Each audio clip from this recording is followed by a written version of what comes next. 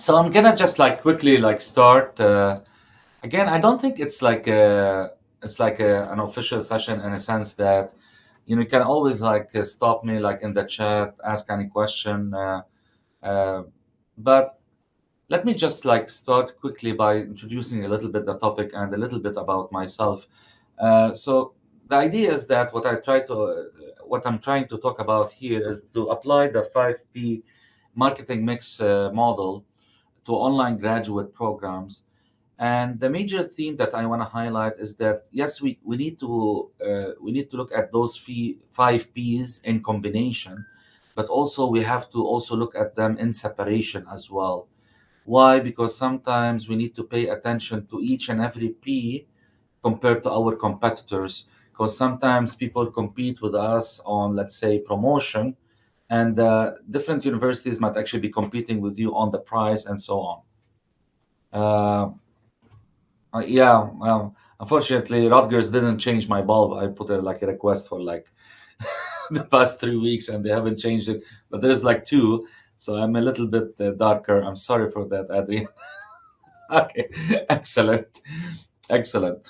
So, uh, so just as a quick introduction about myself, so I'm currently the director of the online masters in human resources management here at Rutgers University. I'm also an associate teaching professor.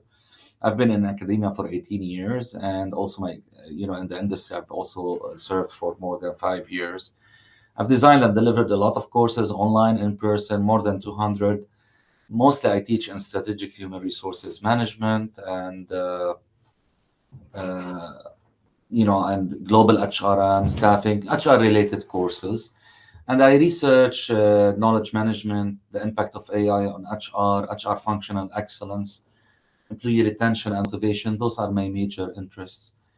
And I founded this online program we have here for the Masters in Human Resources Management.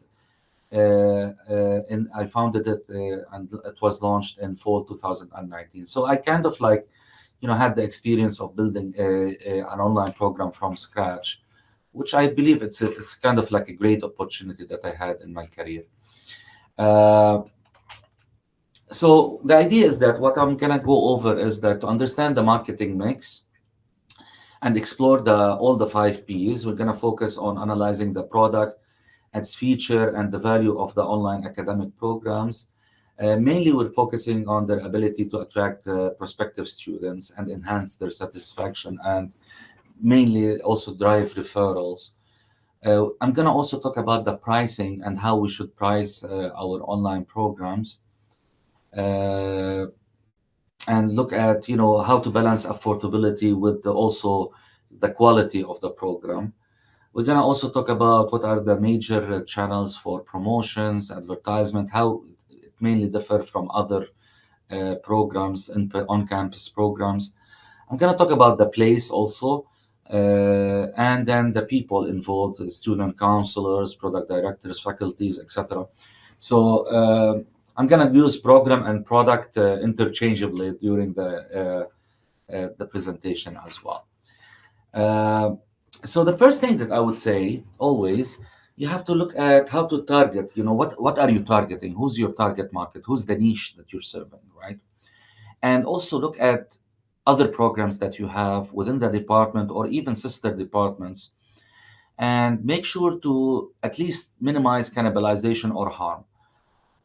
So, for example, in our program, we had the on-campus program, and the on-campus program was very successful in attracting 4+ students. So those are the ones that come from the undergraduate into the graduate. And then it was very successful in attracting international students. We have also articulation agreements. We have the early professionals in New Jersey in the human resources management. They also come to this program. We have also other, fresh candidates that come from other majors that decide to do a master's in human resources. And then, we have early career people usually coming into that program. The problem here is that it had limited success in recruiting out of state students, and especially people also that are living in the, beyond the 1 hour radius commute. right? And also, it had limited success in recruiting mid-career HR professionals and advanced career HR professionals, and others that want to shift career that are advanced also, like they have experience. And why? Simply because of flexibility, the lack of flexibility. So, so again, when we try to like do our online program, we want to target those niche that we haven't really targeted or we weren't able to attract in the in-person program or on-campus program. And so the way we did it is that we added another requirement, which is a 4 years plus experience, and that by itself filtered or excluded most of the people that go to the in-person program. And we were able to attract more mid-career HR professionals, advanced career HR professionals, and mid-career non-HR, if you want, professionals, and a little bit of outstate professionals as well. Again, the problem is that we weren't able to recruit in-state and out-of-state fresh early career HR professionals because we didn't want to cannibalize, if you want, the in-persons. So always there is a trade-off and in your targeting. But it's very important to identify from the beginning who you're going to target, so that hopefully you maximize success for the all programs in your unit, and also to minimize any harm. Okay, so that's really my major theme. Is targeting is very, very important, because you're gonna build all of your 5 Ps on targeting. So again, so we're gonna talk about a little bit the product, the features, the benefits, design. We're going to talk about the price, how to price it, different pricing strategies, promotion, and how that differ also from on-campus, the place, and the people, right? So we're going to talk about those 5 and how each one of them is very important for the successful of your online program. But let's start with a quick exercise here. And let's say, what are the prospective students looking for in an online graduate program? And I would love you just to write, what do you think are they looking for to join your program as compared to other programs? You can write that in the chat if you like.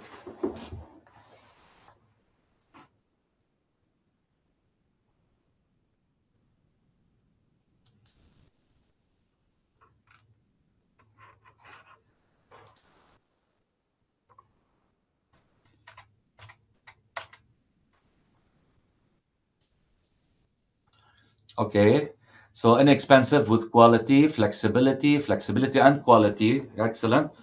Flexibility with work, 100% online. Excellent, by the way. Excellent. Gaining experience while living their lives, promotion and advancement. Excellent. 100%. So, yeah, I mean, the first thing that usually they ask about is course. Is it 100% online? Does it differ from the online in-person program? So you can see that there's a lot of things that we should include in our product feature, and there's many, okay, the quality of the program, the reputation of your faculty. Is it affordable? To what extent I need to, how fast I can complete it? The application, is it easy? Is it complex? What is it focused on skills, career prospects, return on investment, student support, resources that are available, in the diversity. What are the requirements? Particularly, they're concerned about entry-level requirements like GRE, GMAT, flexibility, quality. So what I'm trying to say is that the list goes on and on and on and on, and there are many differentiators that you can introduce into your product, and you need to focus on the value proposition, where although there are many, you have to focus your messaging on some, right? Because if you put, let's say, oh, I do all of those, and you have a list of 20, then the message will be so wide and not focused, right? So we need to focus on the differentiators for your own program. And things that you need to think about is that, we know the online setting or online education, there is a lot of competition going on. One of the things that you need to think of is the geographical targeting. For example, education in the United States is very expensive. So if I want to target, mainly I want to target usually US, the United States, for my online program. because obviously international students, when they come here to the United States, or when they want to pay for education in the United States, they want to experience the United States because they're paying a lot of money. So again, what I'm trying to highlight here is that you need to look at what is your geographical targeting, if any, and then who are you trying to compete with, right? So for example, in my case, I try to compete with Ivy Leagues that provide any type of online graduate program in MHRM, but also the Big Ten.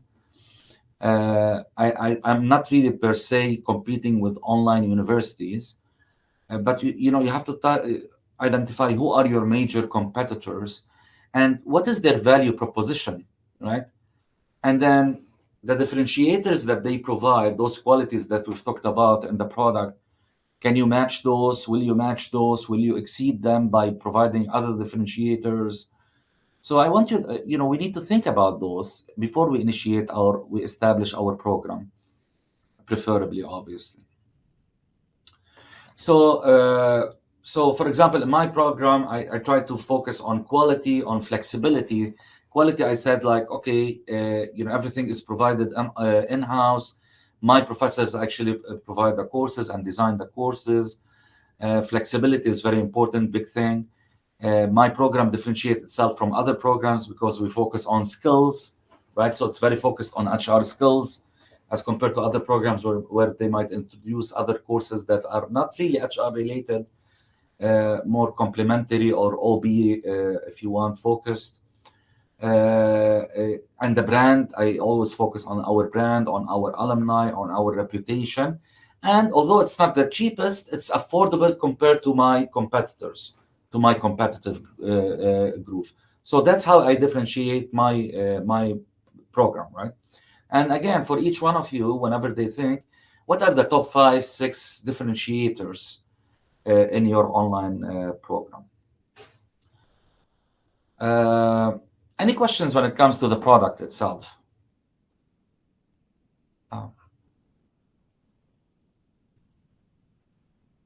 Okay. So the next point that I want to also highlight is your pricing. And there are many ways to price your product or your program. One of them is to calculate, if you want, your cost, and then basically mark it up. Another one is just to provide a very competitive price, try to beat most in the market. One way to do it is to price high and then reduce it through scholarships, or price low, and then, based on the market forces, you can actually then increase the price. And some really do some market research, and you just price it based on how much potential students will value your product. So that's one way of doing it. Another way of doing it is to do like a market study of your competitors, and then you might just, price at the average or above the average or below the average, right?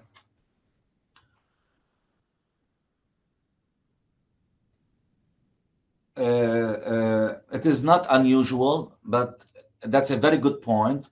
So for example, in-state, out-of-state, you might have different prices or the same price, right? But it all comes to, which really is in the second price, it comes to the policies of your university, right? So each university has different policies. Like for some universities, especially online universities, they're market-oriented, and they allow different programs to price based on what they see mostly appropriate, right? But some universities don't allow it. Some universities allow you to do some price changes at the beginning when you're proposing the program, but then after that, the increase in price is managed by the university, right? So it really depends on your university and the policies in your university. That said, I want you always to think about it that way. If your university is not really cooperative when it comes to, how to price your product or your program competitively, then one way to think about it is scholarship. Scholarship, a lot of people think about it, it's merit-based, etc. But you can think about scholarship as a discount tool, right? So you can, if you want, moderate the price of your product based on scholarship. And scholarship, usually the school or sometimes even departments might have control on how much scholarship you can offer.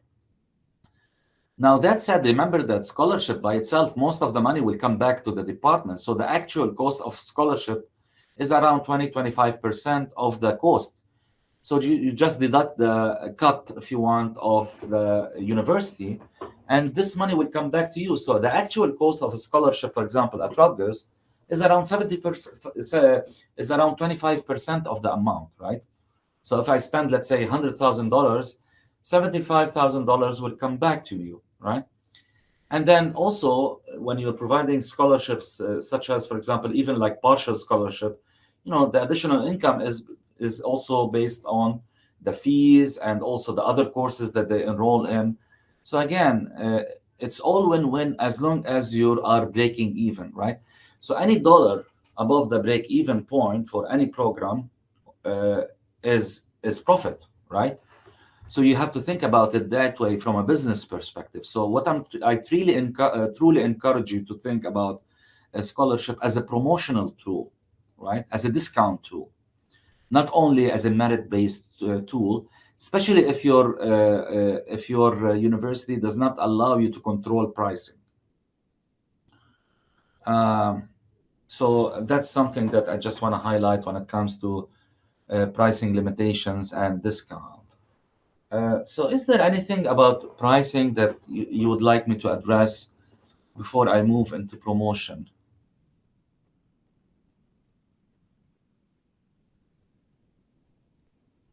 Okay.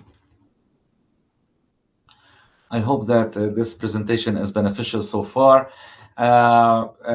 So another thing that I want to, we need to think about is how to promote our program. And obviously, it's an online program, so most of our promotion will be online. For example, we tested a lot of marketing channels in our program, and we ended up to identify as Google search engine and LinkedIn ads as the most effective, if you want. Google, because a lot of people use Google, obviously, and LinkedIn ads, we can actually target certain population, filter people based on the number of years of experience and obviously their expertise. So we can target people better, if you want, in LinkedIn. And those are the two things. But I just want to highlight things about marketing also that are important. In addition to those online channels, where you can also investigate others based on your demographics and your targeting. We also use email campaigns, and email campaigns we usually do agreements with professional associations. Again, for example, in my case, I'm targeting HR professionals only. So I go for SHRM, I go for Coupa HR, I go for the Association for Talent Development, a lot of professional associations within my discipline. And we invest not only with email campaigns, but also we attend our conferences. We have we promote it there, and we put banners on their websites. So again, you have to identify your channels, and especially where you have concentrations, if you want, of your target population. Those cost a lot of money, obviously, so we have to be careful on what exactly we're targeting in terms of professional associations.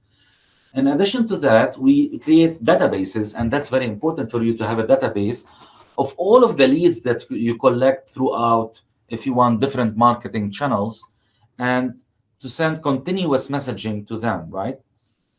Do you do your own marketing? Yes, for now, we do our internal marketing. And also we use external vendors for Google Ads and for LinkedIn. So for LinkedIn and Google Ads, we have external vendors, but for others, like agreements with professional associations, our email blasts, we also conduct, for example, open houses, etc. Those are done internally. So it's a mix between vendors and internal. Okay. So, but the idea is that also we collect all of those leads that we collect throughout the way, through different channels. We keep them in our database as well, right? As much as possible. and then we send them also our email blast, mainly to invite them to open houses or to remind them of the deadlines, etc. And we conduct those virtual open houses also, where I call those people hot leads that attend the open houses, and we focus more on them through follow-ups to start their application.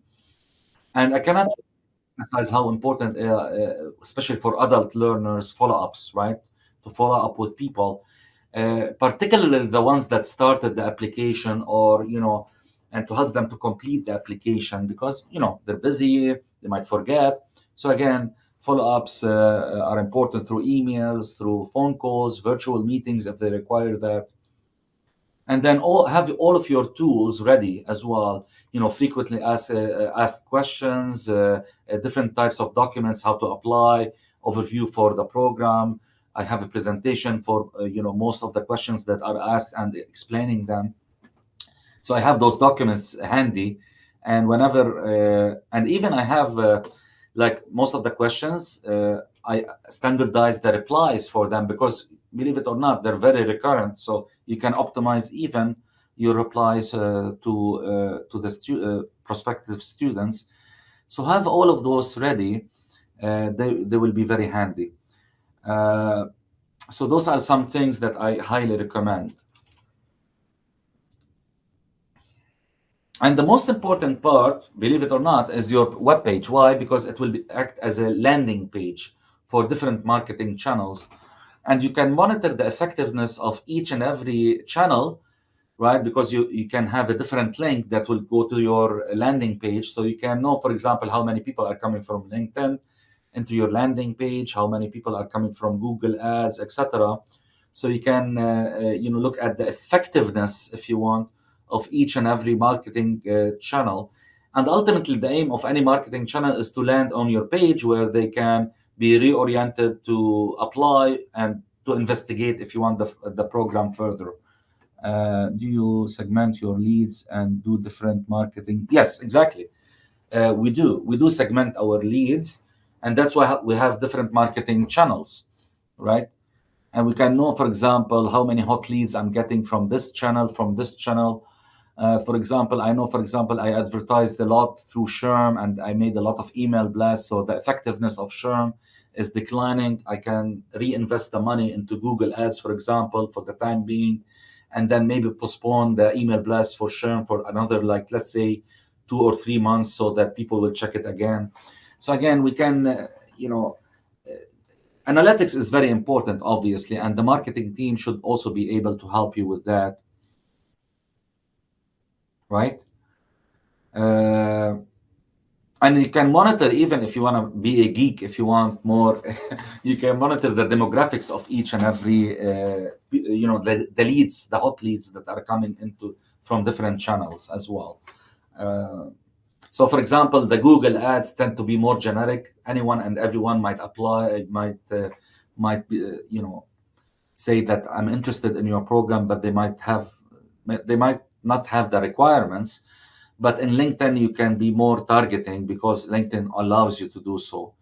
So again, there is advantages and disadvantages, and cost also related things for each and every marketing channel. But the thing that I want to highlight, and this is important, is that your competitors, when it comes to the product, might be different than your competitors when it comes to promotion. Believe it or not. So, for example, in my program, I compete with Coursera. I compete with William Patterson. I compete with Villanova. I compete with Western Governors University. I compete with University of South California, right? Those are not my Louisiana State University. Those are not within my competitive group in my product, right? But they spend a lot of money on the same keywords that I use in Google Ads, for example, right? So those are my competitors in promotion, but they're not my competitors in product. So, and that's really different in a way. So that's why I want to highlight that your competitors in each and every P might be different than the other P, right? Under the 5P model. And that's important. Obviously, here number one is Cornell, which is considered one of my major competitors. Penn State University is a major competitor for me, right? But and New York University, but the others are not.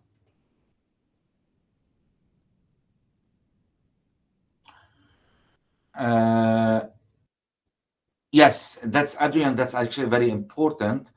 Can I talk about? Can you remind me of that question when I reach students? Because I want to talk about that in more details. Yeah, you're right. Yes. And another thing that I want to highlight is that the cost for online advertisement tend to be more expensive than on-campus programs. Why? Because of the nature of the keywords that you're using, and because you're more targeting, and thus anything that adds online as a keyword in the search usually is more expensive because more people are advertising, and thus I gave you an example here, like when it comes to Google Ad, for on-campus programs, we're talking about 63 cents per click. But the average cost for online keywords is 93 per click, so 30 cents more, right? So always argue for your administrators that when it comes to marketing budget for online programs, you definitely need higher marketing budget to achieve the same effectiveness as on-campus programs.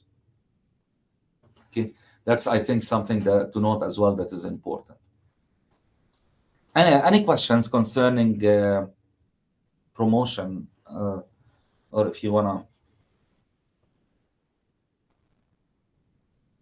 Okay. So for the place, I mean, I think we're more acquainted with that. Most of the people that are involved in online education, obviously, there is the learning management system. It's very important to have structure for courses, and similar structures across courses is important for consistency. Accessibility is a big thing, obviously. Now, luckily enough, most learning management system can identify if there is any type of accessibility issues. Having different, different media and different types of material to accommodate for different learning preferences, I found that very important for student experience. For example, I provide audio, video, and written lectures, in different formats, the same lecture, and you have, it caters for different preferences as well. Student interaction is important for some are less interactive, others they really need more interaction. So we provide a mix of office hours plus, asynchronous material. And then the learning technologies, there's a lot of emphasis on learning technologies, and I agree, to incorporate a lot of learning technologies. But the most important part is to facilitate learning, right? And some people take it to the next level in terms of complexity, and it fires back on you. So again, the aim is not more complexity. The aim is better learning experience, right? When it comes to the place. So I believe this is important to highlight as well. And the people, and here, Adrian, remember our audience is the student, and our target is the student, right? And they care about, and in my case, my students, their average age is 38 years, right? So my students are adult learners. They're working, they're in their mid-career, they're in their advanced career, and that's how I differentiate the product or my program. So work-life balance for them particularly is very, very important, and thus we need to communicate that to the faculty to be more accommodating, and to remind the faculty that you're dealing with a different level of students than fresh graduates. And student engagement is very important, and service, and how I keep the community intact. Student counselors are very important in that sense. My student counselors, they're the customer service people, I will say, right? Having customer service skills, follow-up skills, always checking on students, calling them, sending them progress reports. All of those are very important to engage students. And some programs do orientations. I don't prefer to do one-time orientation per semester. What I do usually is that I offer as a program director a course, And then I use this course not only as a course, but I use it as a continuous orientation for 1 month, for the duration of a semester, right? So in this, I provide frequent office hours where I communicate that those office hours are not only for the course itself, but also for the program. And then you build a good relationship as a program director plus the student counselor to build some kind of a direct connection with each and every student. And believe it or not, a lot of students also will form a lot of communities in the courses, and they will form some community. Now you cannot force it on students because, as we see, our type of students are mature students, they're busy. So some of them choose to interact more than others, and we need to accept that as part of the demographic characteristics that we have. Adrian, did I address this question?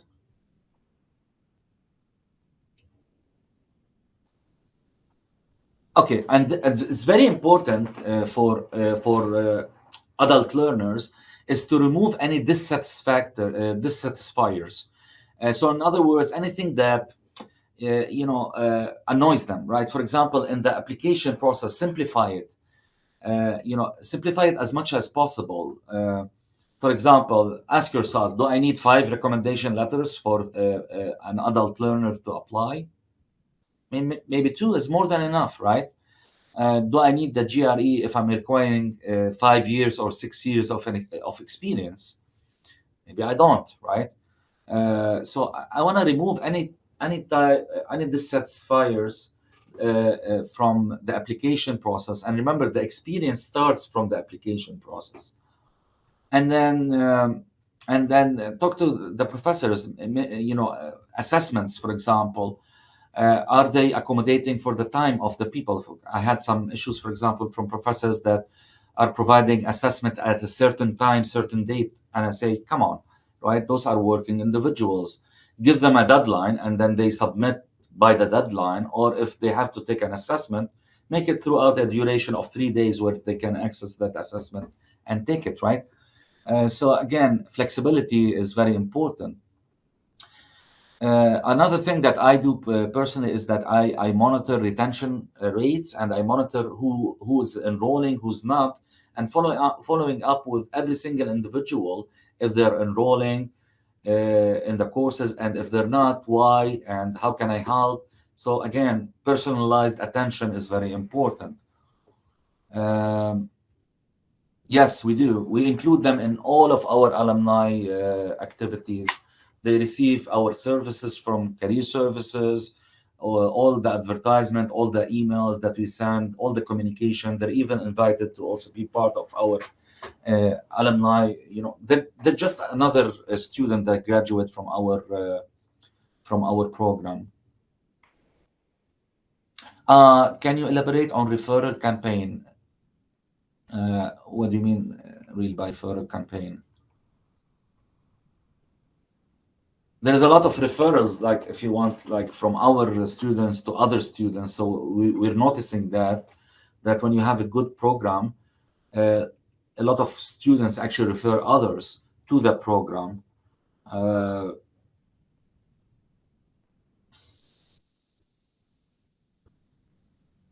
Did I address that, Adrian? Yes, yes. That comes naturally because of the quality of the program, and thankfully that is happening now more frequently. So yes, and students refer others, and if they refer others, we provide them with we initiate contact with them.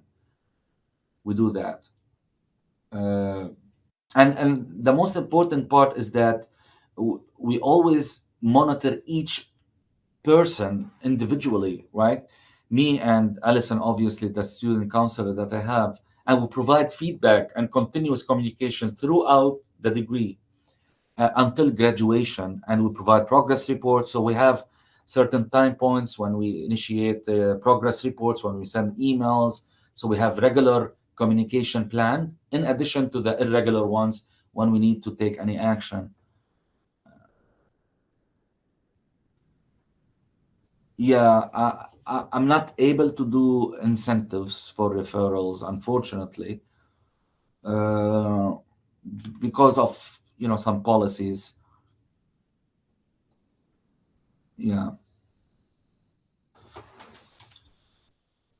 So this is also like those are important when it comes to the people, but the people also remember, including that, is the student counselor. Yeah, very important. And choose your student counselor to have customer service skills.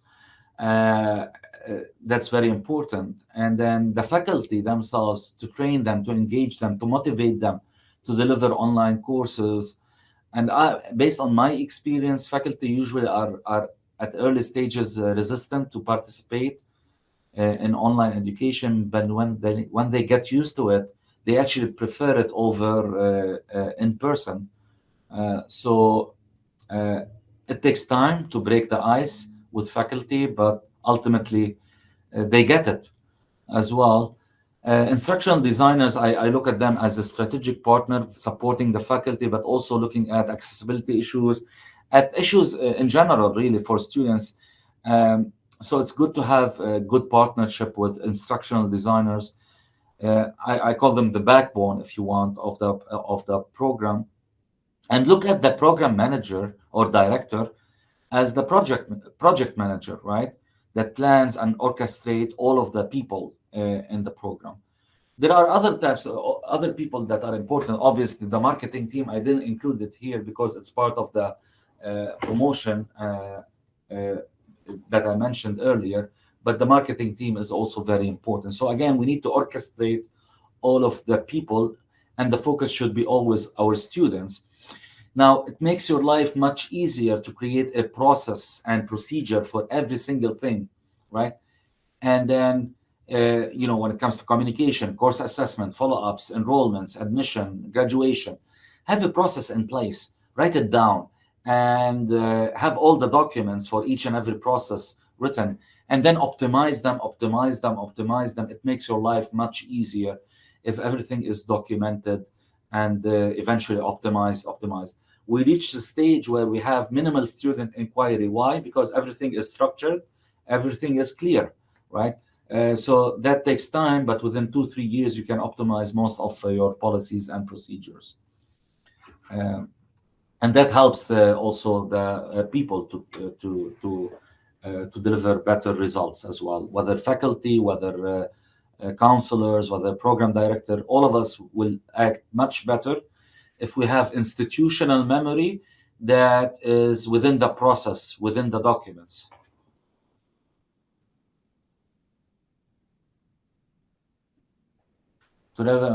Yes, so I engage with professional associations, and now I'm trying to reach out to different large employers as well to build strategic initiatives with them.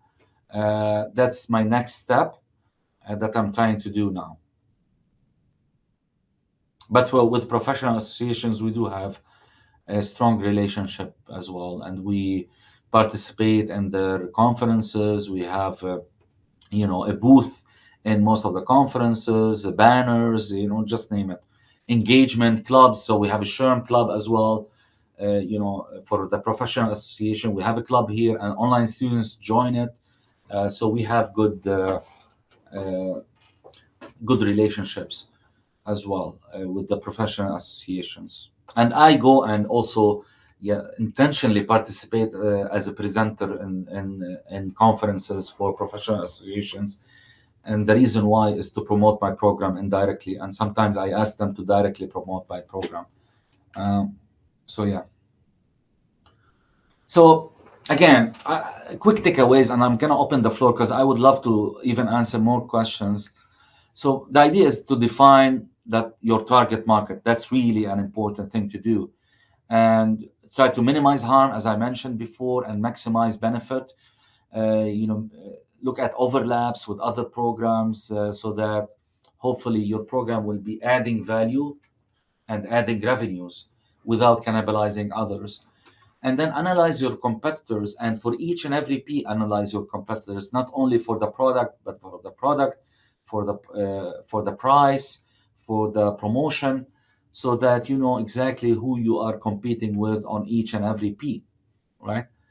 And then the price, you don't have to be the cheapest, but obviously the price has to make sense based on your offering, on your value that you're offering. And that's very tricky. And one way of doing, if you want, controlling the price as well, is scholarship, as I mentioned before. Course design is important and delivery is important. The media channels also is important, as we've mentioned here, to optimize your benefit from each and every media channel, diversify them as much as possible, but also look at the utility of each, and so you can invest your money in a smart way. And again, our aim is our students, right? And everything should be aiming for the students. I know a lot of programs, sometimes they offer some courses because faculty are interested in delivering the course, not necessarily, for example, the student, right? Some administrators might behave with the students as if they are, as if we still have an upper edge on them, etc.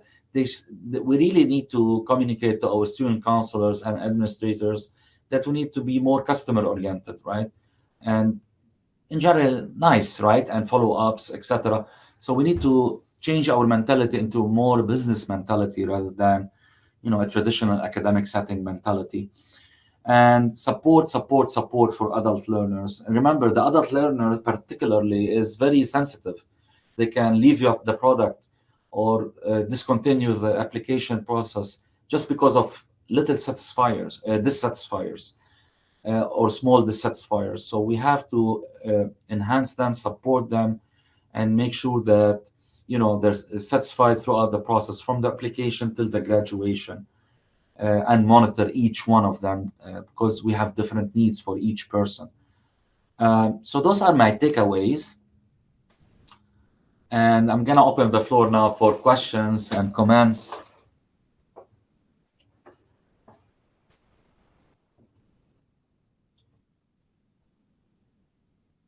I did, but ultimately, because we are at Rutgers, and the cost for us will be a little bit higher than our budget. So hopefully Rutgers will centralize that, chatbots for us.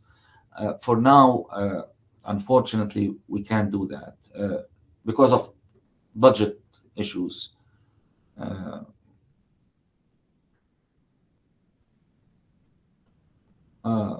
Yeah, the problem in general is that, let's say I'm not part of the, let's say, business school. Business school has a higher budget.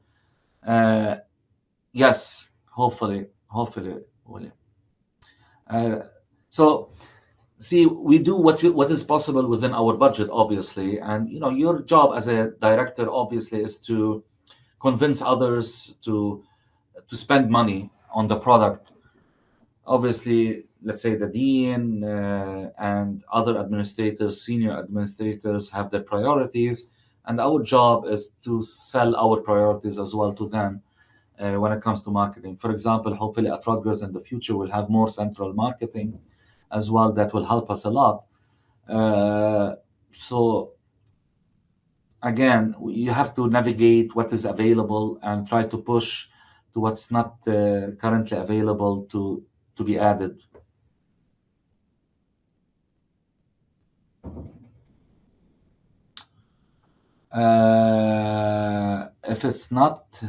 If the program isn't enrolling as high as expected, what is the first P?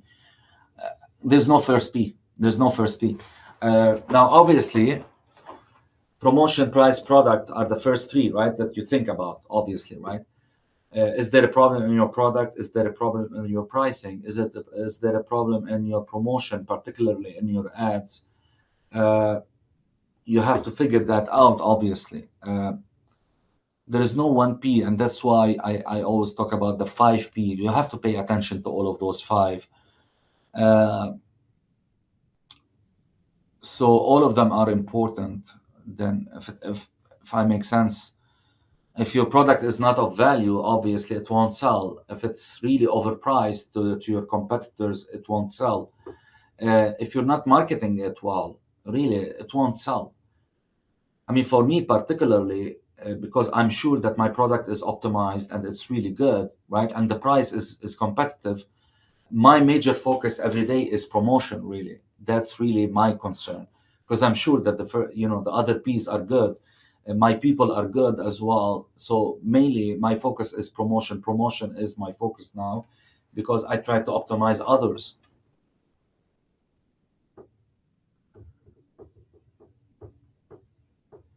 Uh, Programs in terms of what? How to encourage faculty? There are many ways to encourage faculty to participate in online education. I personally started encouraging faculty by offering financial incentives or course relief, right?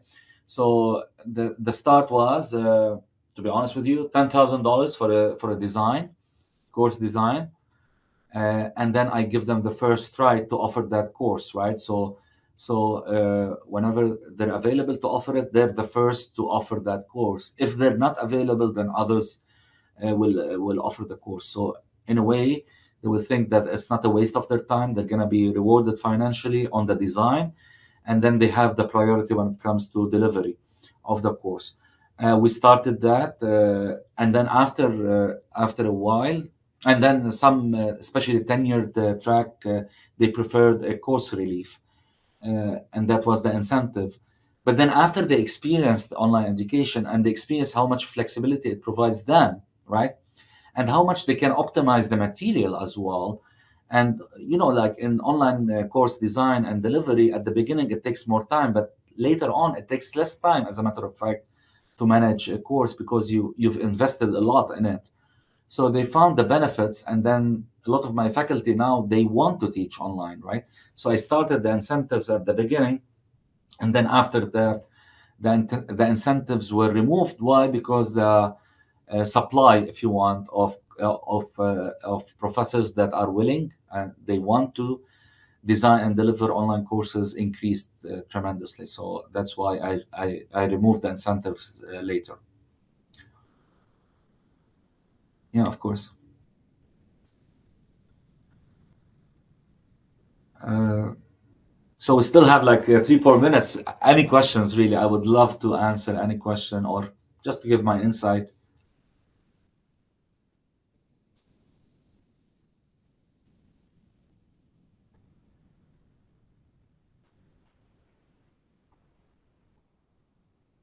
So So there are no other questions. I just want to highlight one thing. I mean, we all know I'm personally an academic, obviously, and then became an administrator.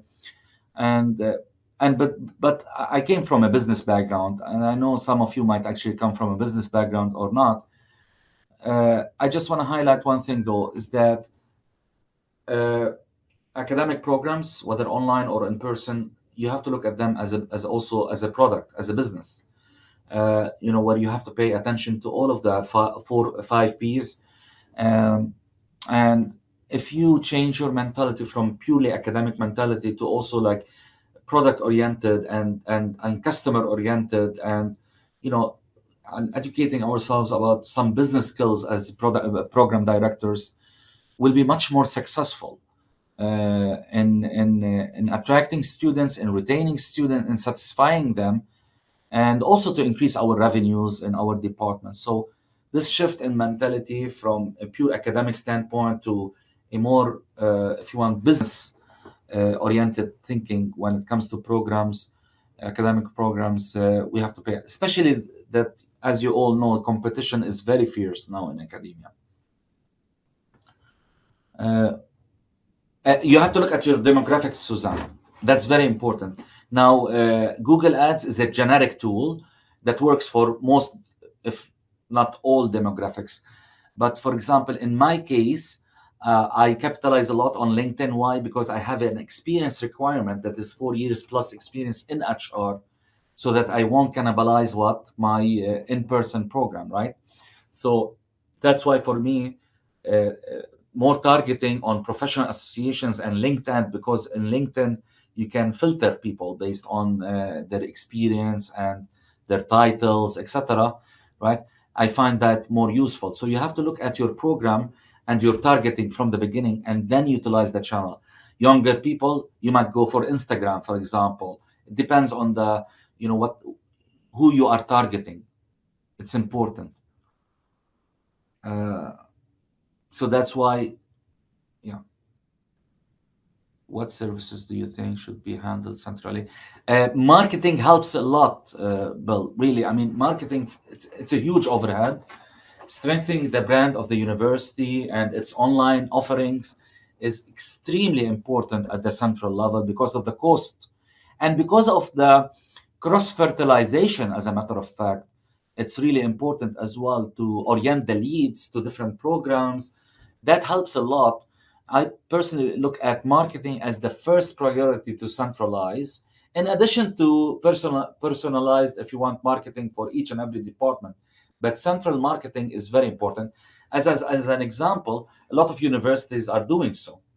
And that's really, we have limited budget, and at the central, it makes more sense to centralize marketing.